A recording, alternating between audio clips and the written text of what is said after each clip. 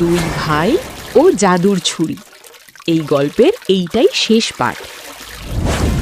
তাহলে আর দেরি কেন? এখনই রওনা হওয়া উচিত।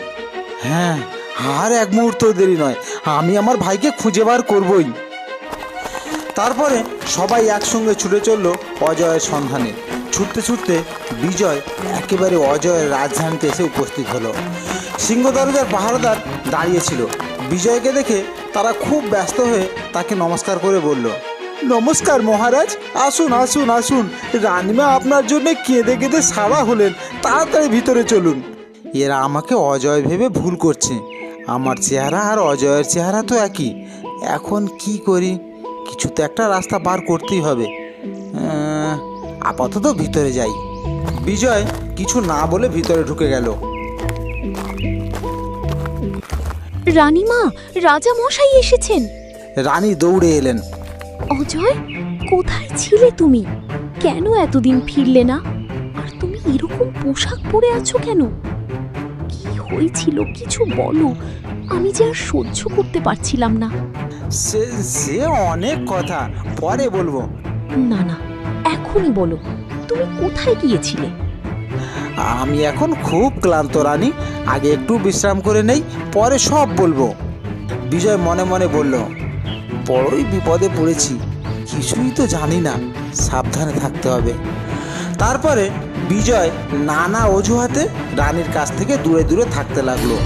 একদিন সে চুপি চুপি এক সৈন্যকে জিজ্ঞাসা করলো, আচ্ছা, আমি যখন বনে হারিয়ে গিয়েছিলাম তখন কি হয়েছিল বলো তো? মহারাজ, আপনি একটা হরিণকে তাড়া করে ডাইনির বনে ঢুকে গিয়েছিলেন। তারপরে আপনি আর ফেরেননি। আমরা সকাল পর্যন্ত ওই বনের ধারে বসেছিলাম। তারপরে আপনি আসছেন না দেখে আমরা এসে রানীমাকে খবর দেই।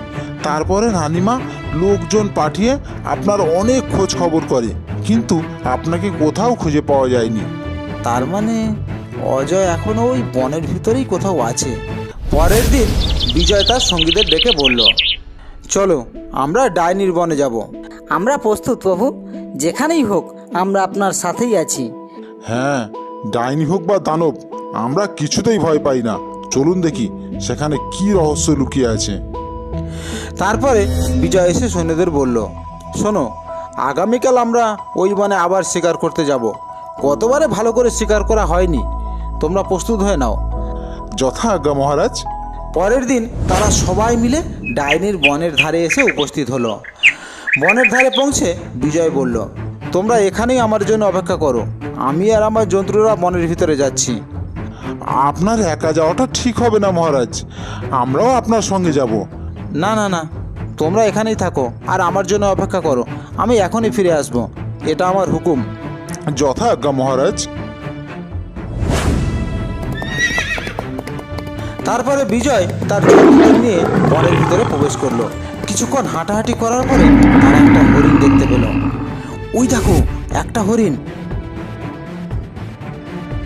কিন্তু হরিণটাকে কেমন যেন মনে হচ্ছে। হ্যাঁ প্রভু, আমারও তাই মনে হচ্ছে, ওটা স্বাভাবিক হরিণ নয়। ঠিক আছে, চলো দেখি, ওর পিছনেই ধাওয়া করি। তারপরে সবাই মিলে সেই হরিণের পিছনে ধাওয়া করলো হরিণটিকে ধরার জন্যে।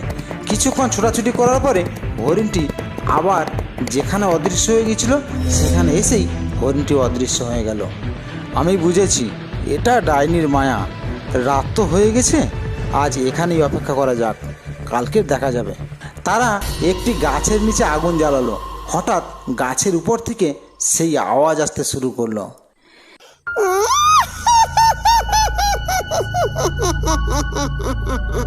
বড় শীত, বড় শীত। প্রভু, গাছের উপরে কেউ আছে মনে হচ্ছে। বিজয় উপরের দিকে তাকিয়ে দেখল, খুব শীত, খুব শীত লাগছে, খুব শীত লাগছে রে। যদি অতই শীত লাগে তাহলে নিচে নেমে এসো না, গাছের উপরে বসে শীত লাগছে শীত লাগছে করলে কি তোমার শীত কমে যাবে? আগে তোমার জন্তুদের তাড়াও, ওরা কিন্তু একেবারে হিংস্র দেখছি, কাছে এলেই কামড়ে দেবে।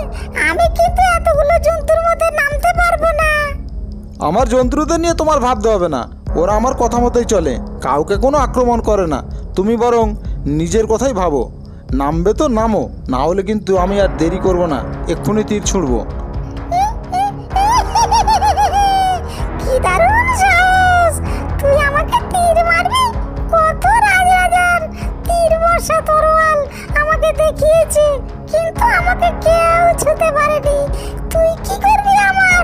মার দেখি, মার মার মার, তীর দিয়ে আমাকে মার দেখি, কত জোর আছে তোর। তাহলে তুই যখন নিজেই চাইছিস, পরে যেন আবার কাকুতি মিনতি করিস না। সে তুন থেকে সব থেকে ধারালো তীরটা বার করে নিল আর ধনুকে সেট করে লক্ষ্য স্থির করলো। শেষবারের মতো বলছি, নামবি? না নামলে তুই কি করবি? দেখাই তো যাক। বিজয় আর দেরি করলো না, তীর ছুড়ল। তীর গিয়ে বুড়ির গায়ে ঠকাস করে লাগলো, কিন্তু এ কি আশ্চর্য, কিছুই হলো না, বরং তীরটা ভোঁতা হয়ে মাটিতে পড়ে গেল। বিজয় বিস্ময়ে তাকিয়ে রইল। এ কি, এত জোরে তীর ছুড়লাম তবুও কিছু হলো না? মহারাজ, ইয়ে সাধারণ মানুষ নয়, এটা একটা ডাইনি। ওর গায়ে তীর বর্ষা কিছুই লাগে না, যেন লোহার দেয়াল। বিজয় তখন চিন্তায় পড়ে গেল। কিছুক্ষণ চিন্তা করার পরে সে বলল, হ্যাঁ মনে পড়েছে, ডাইনিদের তো আগুন ছাড়া মারা যায় না। সবাই শোনো, চারিদিক থেকে যত পারো কাঠ নিয়ে আসো, তাড়াতাড়ি কাঠ জড়ো করো, এক মুহূর্ত দেরি করো না। অল্প সময়ের মধ্যেই সবাই বোঝা বোঝা কাঠ এনে ফেললো। তারপরে সেই কাঠে আগুন ধরিয়ে দেওয়া হলো। মুহূর্তের মধ্যে বিশাল আগুন জ্বলে উঠল। আগুনের তাপে আর তার লাল শিখা দেখে ডাইনির মুখের রং ফ্যাকাশ হয়ে গেল। না, দোহাই দোহাই তোমার, দোহাই, আগুনটা নিভাও, আগুনটা নিভাও। আমি আর সহ্য করতে পারছি না, আমাকে বাঁচাও, আমাকে বাঁচাও। আমি এখনই নামছি, আমি এখনই নামছি। এতক্ষণে তো খুব হাসছিলি, এখন বুঝলি আগুনের জ্বালা? ঠিক আছে, নিচে নাম, কিন্তু আগে বল আমার ভাইকে কি করেছিস? মেরো না বাবা, সব বলছি, সব বলছি। তোমার ভাইকে আমি মেরে ফেলিনি, পাথর করে রেখেছি, এখনই আমি তাকে ফিরিয়ে দিচ্ছি। একটু চালাকি করলে কিন্তু এই আগুনেই ফেলে দেবো। না না না না না, একেবারেই নয়, একেবারেই নয়, এখন সব আমি ঠিক করে দিচ্ছি। সে গাছের একটা ডাল ভেঙে নিচে ফেলে দিল। এই ডালটা সব পাথরের গায়ে ছুঁয়ে দাও, তাহলে সবাই মানুষ হয়ে যাবে। তারপরে বিজয় গাছের ডালটা নিয়ে সব পাথরের গায়ে ছুঁয়ে দিল, আর অমনি সবাই পাথর থেকে মানুষ হয়ে গেল। এ কোথায় আমি? বিজয় ভাই, তুই? দাদা, তোমাকে ছাড়া আমি এক মুহূর্তও শান্তি পাইনি, ভাবছিলাম আমি তোমাকে হারিয়েই ফেলেছি। আমি জানতাম ভাই, আমি জানতাম তুই আমাকে ছাড়বি না, তুই নিশ্চয়ই আসবি আমাকে বাঁচাতে। অনেক দিন পরে দুই ভাইয়ের দেখা হওয়াতে তারা খুবই আনন্দিত হলো। এই সব আনন্দ উল্লাসের মধ্যে ডাইনি আস্তে আস্তে চুপিসারে সরে পড়ল। কিছুক্ষণ পরে অজয় চারিদিকে তাকিয়ে দেখল, বিজয়, বনটা কেমন যেন বদলে যাচ্ছে, দেখ, ভয়ানক বনটা আর ভয়ানক নেই। হ্যাঁ দাদা, তুমি ঠিক বলেছ, ডাইনির জাদু কেটে গেলে বন আর ভয়ঙ্কর থাকে না। অল্প সময়ের মধ্যেই দেখা গেল ঘন অন্ধকার বন কোথায় উধাও হয়ে গেল। চারিদিকে পরিষ্কার আলো ঝকমক করছে। দেখো, দিনের আলো ফুটেছে, যেন সব দুঃস্বপ্ন কেটে গেল। শোনো দাদা, একটা মজা করা যাক। এত কিছুর পরেও তোর মাথায় মজা ঘুরছে? কি মজা করবি বলতো?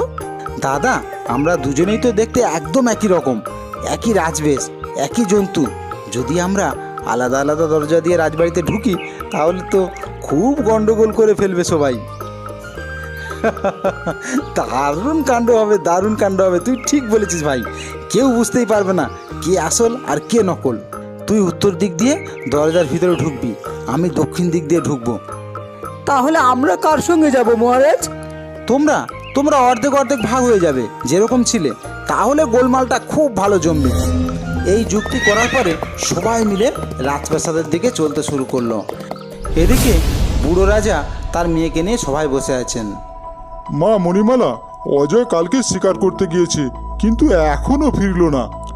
হ্যাঁ বাবা, আমারও মনটা কেমন অস্থির লাগছে, যেন কিছু একটা ঘটতে চলেছে। ঠিক তখনই উত্তর দরজার প্রহরী এসে হাঁপাতে হাঁপাতে বলল, মহারাজ, রাজামশাই আসছেন। কিছুক্ষণ পরে দক্ষিণ দরজার প্রহরী এসে বলল, মহারাজ, রাজামশাই আসছেন। বুড়ো রাজা অবাক হয়ে দুই প্রহরীর দিকে তাকালো। এ কেমন কথা? তুমি উত্তর দরজার প্রহরী, তুমি বলছো রাজামশাই আসছেন, আর তুমি দক্ষিণ দরজার প্রহরী, তুমি বলছো রাজামশাই আসছেন। তবে বলো তো, আসলে কোন দরজা দিয়ে রাজামশাই আসছেন? আগে মহারাজ, আমি নিজের চোখে দেখেছি রাজা উত্তর দরজা দিয়েই আসছেন। না না মহারাজ, রাজামশাই দক্ষিণ দরজা দিয়েই আসছেন, আমি ভুল দেখিনি। একথা বলতে বলতেই সভার দুই দিক থেকে দুইজন যুবক এসে প্রবেশ করলো। দুজনেরই চেহারা একই রকম, আর বেশভূষাও এক। এ যে আশ্চর্য, দুইজন তো দেখতে একদম একই রকম। এদের মধ্যে কে আসল রাজা আর কে নকল তা তো বোঝা বড়ই মুশকিল। মা, তুমি কি চিনতে পারছো? তুমি তোমার স্বামীকে চিনে নাও, কে আসল রাজা। রানী কিছুক্ষণ চুপ করে রইল। সে দুজনের মুখের দিকে গভীরভাবে তাকালো। তারপরে হঠাৎ তার চোখ পড়ল একজনের আঙুলের আংটির উপর। আমি চিনেছি, এই আমার স্বামী, এই অজয়। সে এগিয়ে গিয়ে অজয়ের পাশে এসে দাঁড়ালো। রানী, তুমি আমাকে ঠিকই চিনেছো। অন্য যুবকটি তখন এগিয়ে এসে নম্রভাবে প্রণাম করলো। মহারাজ, এ আমার ভাই বিজয়। আমরা দুই ভাই একসঙ্গে দেশ ভ্রমণে বেরিয়েছিলাম, কিন্তু পথে আমরা আলাদা হয়ে যাই। হ্যাঁ মহারাজ, আমি অনেক দেশ বিদেশ ঘুরে জাদুর বিদ্যা শিখেছি। সেই বিদ্যার সাহায্যেই আমি ডাইনির ছলনা বুঝতে পেরেছিলাম। তাহলে ডাইনির কি হলো? আমি তাকে শাস্তি দিয়েছি। এখন সে আর কারো কোনো ক্ষতি করবে না। বাহ বাহ, তোমরা দুই ভাই সত্যিই বীর। অজয়ের সঙ্গে আমি আমার বড় মেয়ে মণিমালার বিয়ে দিয়েছি, আর বিজয়, তুমি আমার ছোট মেয়ের যোগ্য। মহারাজ, আপনি যা আদেশ করবেন আমি তা মেনে নেব। কিন্তু মহারাজ, আমরা দুই ভাই দেশ ভ্রমণে বেরিয়েছিলাম। বিয়ের পর আমরা নিজেদের দেশে কিছুদিনের জন্য যেতে চাই। হ্যাঁ হ্যাঁ হ্যাঁ, অবশ্যই যাবে, অবশ্যই যাবে তোমরা। তারপরে এক শুভ দিন দেখে বুড়ো রাজা তার ছোট মেয়ের সঙ্গে বিজয়ের বিবাহ দিলেন। রাজপ্রাসাদে কয়েকদিন আনন্দে কাটানোর পর বিজয় আর অজয় নিজের দেশে ফেরার সিদ্ধান্ত নিল। মহারাজ, আপনার আশীর্বাদ নিয়ে আমরা এবার কিছুদিনের জন্য আমাদের দেশে যেতে চাই। হ্যাঁ হ্যাঁ, অবশ্যই যাবে। আমার আশীর্বাদ সব সময় তোমাদের সঙ্গে থাকবে। আর যত তাড়াতাড়ি পারো ফিরত এসো। অজয়, তাড়াতাড়ি ফেরত এসো, তোমাকে ছাড়া সব ফাঁকা ফাঁকা লাগে। বিজয়, তুমিও তাড়াতাড়ি এসো, আর সাবধানে যেও, নিজের খেয়াল রেখো। তারপরে তারা সবাইয়ের কাছ থেকে বিদায় নিয়ে পথ চলা শুরু করলো।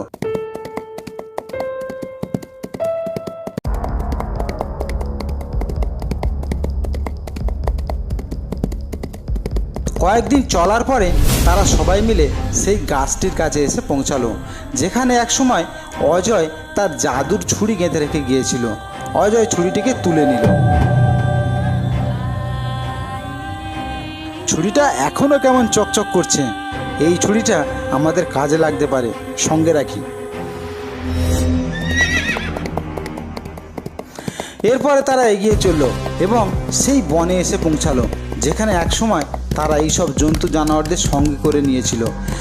দেশ দেশান্তর ঘুরে বিজয় বেশ ভালো জাদুবিদ্যা শিখেছিল। সে সেই বনে ঢোকার সঙ্গে সঙ্গে তার কেমন যেন অনুভূতি হতে লাগলো। কীরকম কেমন অস্বস্তি হতে লাগলো। আমার কেমন যেন একটা অদ্ভুত অনুভূতি হচ্ছে। মনে হচ্ছে যেন কিছু একটা ক্ষতি হতে পারে। সবাইকে সাবধান থাকতে হবে। কীরকম মনে হচ্ছে তোমার? সেটা এখন আমি বলে বোঝাতে পারবো না দাদা। তারপরে ধীরে ধীরে সবাই এগিয়ে চলেছে। হঠাৎ অজয়ের চোখে পড়ল একটি সুন্দরী ফলের গাছ। ওই দেখ ভাই, কি সুন্দর ফল, গন্ধও পাচ্ছি খুব সুন্দর। একটা খেয়ে দেখি, তারপরে এগোবো। দাদা, আমার কেমন যেন অস্বস্তি লাগছে। মনে হচ্ছে এই গাছের ফলটা খাওয়া ঠিক না, তুমি খেও না। আরে ফল খেলে আবার কি হবে? এত সুন্দর ফল, তুই আবার ভয় পাচ্ছিস কেন? আমি একটা খেয়ে দেখি। বিজয় অনেক নিষেধ করলেও অজয় শুনল না। সে একটি ফল খেয়ে ফেলল। মুহূর্তের মধ্যে অজয় এক বিশাল বাঘে পরিণত হলো। ভাই, এখন কি হবে? আমি আবার মানুষ হব কিভাবে? দাদা, তুমি চিন্তা করো না, আমি কিছু একটা উপায় বার করছি।